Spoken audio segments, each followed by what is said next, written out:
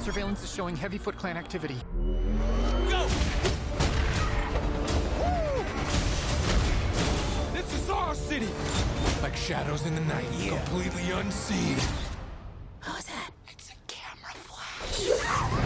It's the 30th anniversary of these characters. What do you think it is that has made them so enduring in so many iterations? I have several theories. One of them is, and I've gone into this before, that they're based on the 4 Greek temperaments, so everyone can see themselves in one of the turtles as well as someone that they love in one of the turtles. But also, you have these 4 kids that are sort of rejects or outcasts because they would be considered freaks if they were to go above ground, but they're also heroes. And so I think that's something that everyone can identify with, because at some point in all of our lives we've felt rejected or isolated, but also, you know, you always on the inside imagine yourself like one day becoming heroic and saving the day and being special. And I think especially for like kids and teenagers, they really love the idea of that. Like, no matter what the world tells you, you can transcend that always. Give me the camera. Oh, look, he's doing his Batman voice. Back off, Rat. Is it fun? Yeah, no, it's super fun. And there's a part of it. Sorry, I know people always love when you burp during an interview. I couldn't help it. It's weird growing up with something and then being a part of it. And it is, like you said, a surreal experience. But this was, I didn't grow up watching Transformers. I knew about it, but I wasn't a fan. I was a fan of this, and I know these guys.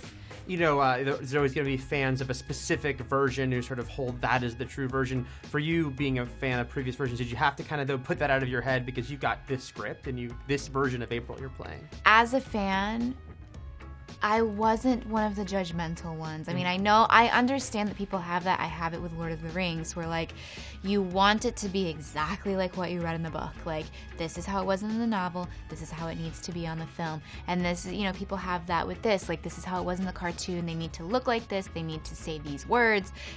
Everything needs to be the same because this is what I love. But that's a control issue for that individual that they have to learn to let go and to release, because this movie is just about fun.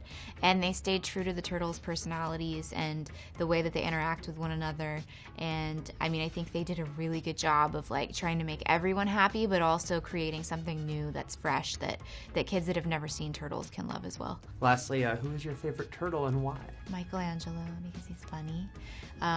Because he would be the most fun to hang out with. Obviously, he doesn't take himself too seriously. He's aware that he's a giant turtle, and that's okay with him. He's girl crazy, which is cute. I just love everything about him. If I was going to spend time with one of them, it would be him. If I was going to marry, I'm just going to create a game for you. If I was going to marry one of them, it would be Leonardo.